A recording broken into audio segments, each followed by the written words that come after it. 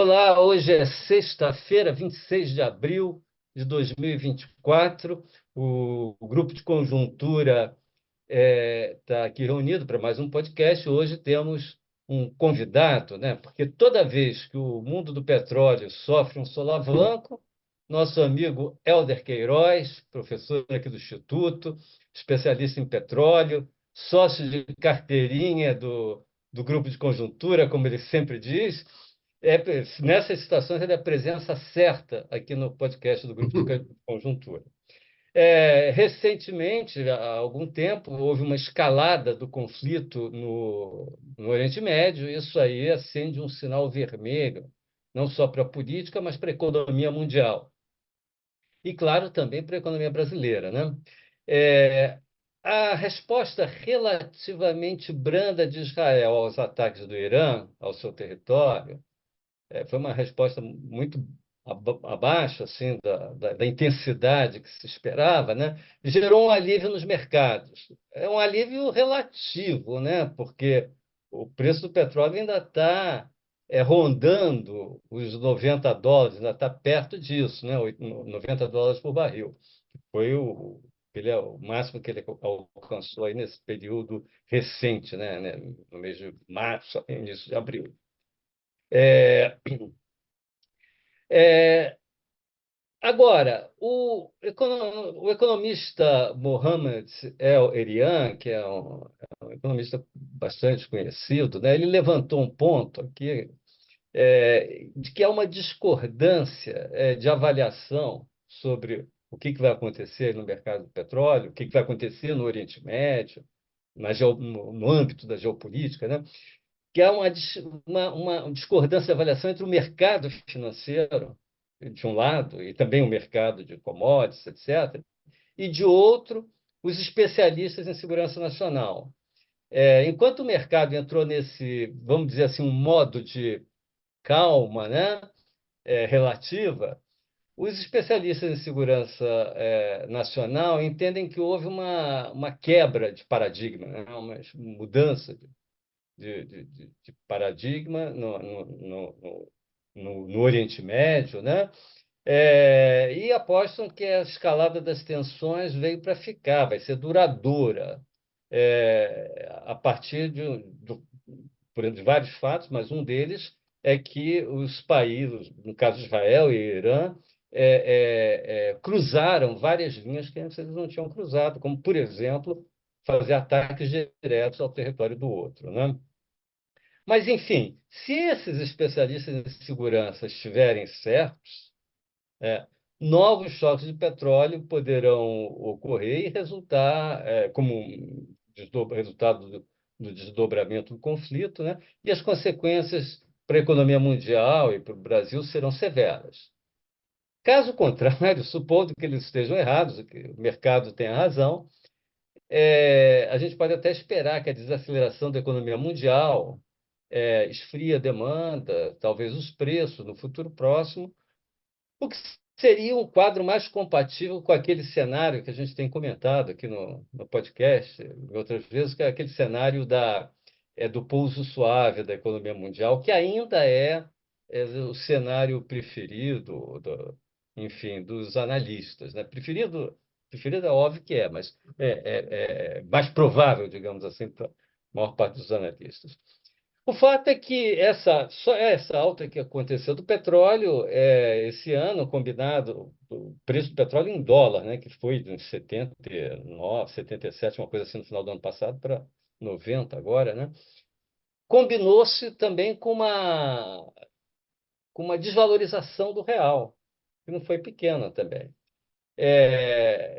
Juntando as duas coisas, o aumento do custo do barril de petróleo em reais, neste ano, já ficou perto de uns 25%. Chegou lá perto disso. Se isso for repassado aos preços internos, vamos ter uma pressão inflacionária, óbvio. Se não for, a gente vai ter uma inflação reprimida e uma pressão financeira sobre a Petrobras, né? Então, eu acho que isso aí seria um primeiro ponto. A gente tem outros pontos também para conversar aqui, inclusive sobre Petrobras, sobre, né? Ela tem estado no centro das atenções, né? Mas a gente podia começar por aí, né? Ver aí como é que o Helder vê esse quadro, né? Dessas tendências do mercado do petróleo, os impactos no Brasil, a política de preços da Petrobras diante disso. Acho que a gente podia começar por aí, Helder, e depois talvez talvez não, depois certamente entrar em outras questões relativas aí à estratégia da Petrobras, à política que ela mais geral, sem ser política de preços, mais geral, que tem estado aí no, no radar aí de todos. Helder, com você a palavra aí. Bom, boa tarde, Dudu. Boa tarde, Lixa. Sempre um prazer aqui. Minha carteirinha está com a validade ainda em dia, então é sempre bom bater esse papo com vocês, né? Começando um pouco, então, pelo mercado internacional, né? Muito embora tenha tido esse aumento do final do ano, ali, 78, 79, chegou a bater 90, hoje está 89, etc. Se a gente olhar bem no espaço aí dos últimos 12 meses, a volatilidade, que é sempre um traço marcante do mercado, ela teve baixa, né? O mercado se acomodou ao longo dos últimos tempos em torno dessa, digamos, essa faixa aí, entre 75 e 91, 92, etc. É uma faixa relativamente apertada, né? É claro que US$ 17 é sempre alguma coisa, mas se os agentes se habituam a trabalhar com ela, isso acaba sendo um atenuante do ponto de vista até da formação das expectativas dos agentes, né? A gente realmente vai ter que aguardar, né, essa tese de que houve uma mudança de paradigma, é uma tese que ainda aguarda evidências mais robustas, né? O fato é que logo quando teve 2, 3 semanas atrás o ataque, a resposta iraniana, etc., todo mundo achava que o preço ia escalar rapidamente, né? Depois veio a resposta de Israel, mas assim, eu não sou especialista em segurança, mas o fato é que como os resultados, né, dos ataques eles foram brandos em matéria de danos materiais e humanos e também não atingiram grandes infraestruturas fundamentais num lado nem de outro, né? Os danos foram muito limitados. Isso, obviamente, também causou na opinião pública assim, uma comoção muito menor do que se você eventualmente tivesse atingido um hospital, uma escola, ou infraestruturas ou palácios de governo, etc., né, que aí sim poderia gerar expectativas por respostas ainda mais violentas. O fato é que o ataque foi num sábado, na segunda-feira o preço do petróleo no mercado internacional caiu US$ 1, né? Então, realmente, a gente acabou não tendo, né, um impacto como muitos, né, esperavam em função do que seria, né, realmente essa mudança de paradigma. Então, quer dizer, com todas as reservas, aí a gente tem que aguardar a evolução dos acontecimentos. É claro que a situação é sempre muito delicada, ainda mais porque envolve um detentor de reservas e produtor importante, que é o Irã, né? Mas, como eu sempre falo, né, a OPEP está muito longe de ser uma organização unida, né? Então, os conflitos internos da OPEP são muito fortes, né? Isso tem limitado também o que poderia se esperar de resultados de acordos de cotas de produção.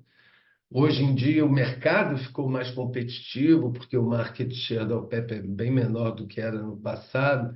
Então, se você é um produtor OPEP, reduz sua produção, quando você quer retornar essa produção, ela não é imediata, né? O mercado ficou mais competitivo no plano internacional, tem muitos novos produtores, o Brasil é um deles, né? Um produtor exportador relevante. Então, você tem que voltar a disputar market share com os novos produtores. Então, a concorrência no mercado internacional ficou realmente mais acirrada, né? De modo que, por hora, a gente está nesse contexto de volatilidade baixa, relativamente controlada, né? Aguardando aí o- os próximos acontecimentos, digamos assim, né? No caso do Brasil, a gente sempre lembra o seguinte: o- a gente não pode perder de vista hoje que o Brasil é um país, como eu acho que já falei até aqui outras vezes nas nossas conversas, o Brasil é um país petroleiro.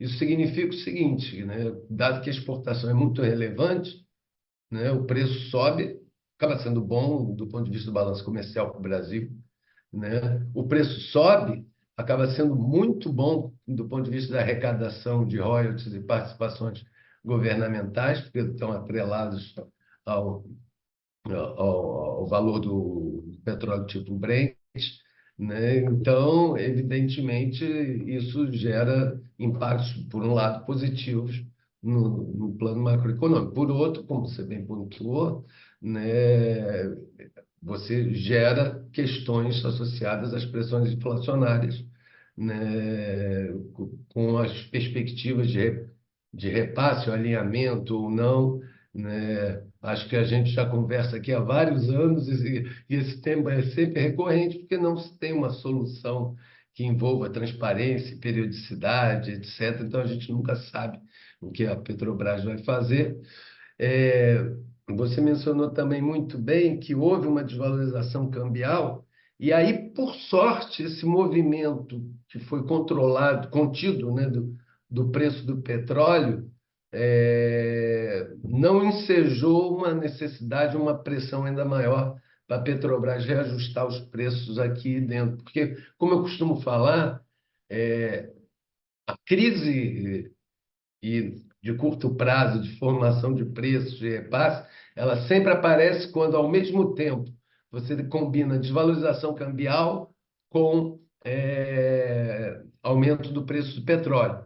Raramente a Petrobras, a economia brasileira, passa tranquilamente por esse teste. Quando vem os dois juntos, né, vai dar crise interna, critica a Petrobras, isso tem impacto nas ações, etc. E você acaba, se não repassa, ali, represando os preços, e aí gera aquele problema que a gente já falou também, né, que no mercado de derivados, o Brasil ainda é importador líquido de vários deles, especialmente do diesel, mas, que é um derivado crítico, né, para transporte de mercadorias. Então, isso gera problema porque os importadores, né, eles dependem de preços relativamente alinhados com o mercado internacional para poder realizar suas operações comerciais e contribuir por essa via para completar, né, a oferta nacional de derivados. Helder, a gente gostaria de falar então um pouquinho sobre Petrobras, então, e você já falou um pouquinho sobre a discussão sobre a famosa paridade de preços ou não, mas tem outro tema que é importante, o que está sendo muito debatido agora, que são os investimentos da nova gestão, não? Ou seja, porque esses investimentos, essa política de investimento afeta a geração de caixa e a política de dividendos. Então, te perguntar um pouquinho sobre como que você percebe essa política de investimentos da nova gestão e o papel que os investidores minoritários têm, não, frente ao que seria essa política, tá? Isso também, Uhum. como que você trataria esse tema? Isso, como todos sabemos, ficou no centro dos debates até praticamente início dessa semana, né? Quando aparentemente as coisas se acalmaram, começa a ter mexidas com relação à possibilidade de troca de membros do conselho, etc. E tal. Se a gente for olhar bem a raiz do problema, entre aspas, é um lucro, né? É um lucro de 120 bilhões de dólares. É um problema muito, muito grave, muito grande, uma empresa que dá um lucro desse tamanho, né? Então, você conseguir criar uma crise a partir de um lucro tão expressivo, tem que ter arte para fazer isso, né? Mas, ironias à parte, isso reflete, no meu modo de ver, alguns problemas centrais com relação a isso que você falou, Lixa, e que diz respeito a uma questão que não é só Petrobras, mas é uma questão que envolve hoje o caminho a ser traçado em termos estratégicos de todas as companhias de petróleo, que diz respeito à busca de espaços de valorização de capital através de diversificação do seu core business, né? Como essas empresas olham para um horizonte em termos das questões de transformação e transição energética, etc., e veem daqui a 25, 30 anos um mercado bem diferente do que é hoje, Total, Exxon, BP, Shell, para ficar só nessa, Equinor, estão todos buscando, né, alternativas de projetos, né, na linha de busca de posicionamento para investimentos em economia de baixo carbono. Agora, isso não é fácil e nem é evidente, porque a gente está num momento onde as soluções tecnológicas e energéticas são múltiplas, né? Não tem um design dominante que mostra que a gente vai consolidar, né? Ou convergir para uma ou outra dessas soluções. Então, as rentabilidades esperadas por esses investimentos em diversificação ainda são muito variáveis, né? Então, e isso, obviamente, acontece com várias dessas empresas. Muitas delas, a BP, por exemplo, foi rápido numa direção, depois recuou um pouco. Muita Exxon também voltando um pouco mais para o core business. Então, é um problema crítico hoje para toda empresa de petróleo. A Petrobras não é muito diferente nisso. Talvez seja mais diferente por ter perdido elos de integração vertical quando no governo anterior se privatizou a BR Distribuidora, hoje Vibra, etc. E a Petrobras ficou muito mais, diria eu, uma empresa de offshore, ultra profundo, pré-sal, né? Então, essa tinha ficado a característica central da empresa. É óbvio que o pré-sal tem dado retornos excelentes, etc.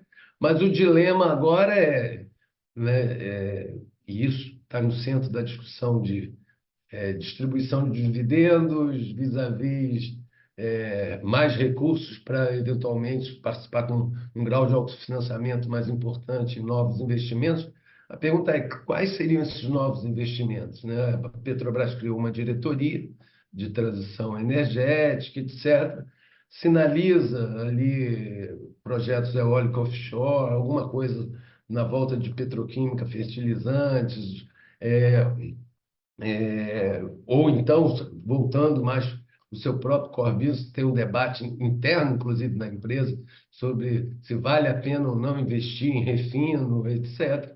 Mas o fato é que isso deixa muito claro, pelo menos na minha leitura, que ainda não está consolidado um plano estratégico de médio e longo prazo muito robusto, né? Então, isso coloca, né, essas discussões. Os minoritários, né, evidentemente, né, também leem esse cenário, eles querem, tem uma preferência pelo curto prazo, por uma liquidez e por ganhos que vêm a partir dos dividendos, muito mais evidente do que a corrente que defende que a empresa teria que fazer esse ou aquele tipo de investimento.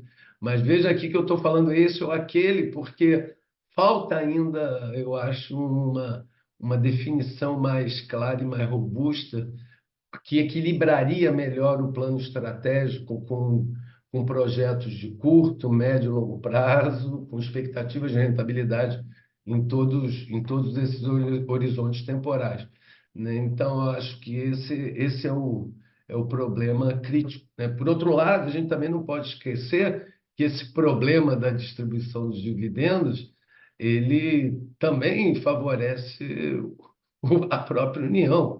O acionista majoritário é a União e, obviamente, a Petrobras pode dar uma contribuição importante em termos de arrecadação fiscal, nessa luta para você tentar zerar o primário, etc., né? Então, esse é também um ponto positivo. Mas eu acho que a falta de uma discussão prévia, né, da relação do governo com a empresa em torno desses temas e a falta de um plano internamente à empresa bem delimitado, bem delineado, é, para os investimentos futuros, mostrando os vetores possíveis de diversificação, é que são um pouco a raiz. Helder, uma última perguntinha. Você começou o podcast falando que o preço do petróleo nos últimos meses, ou talvez até no último ano, tem tido uma volatilidade baixa, quer dizer, não tão baixa, mas baixa para os padrões do petróleo, né? Tem ficado aí entre 77, uma coisa assim, e 90, nesse canal, né? E, é, e aí a minha pergunta é o seguinte, porque esse intervalo que ele tem ficado é um preço que me parece assim bem alto, assim, bem remunerador, né?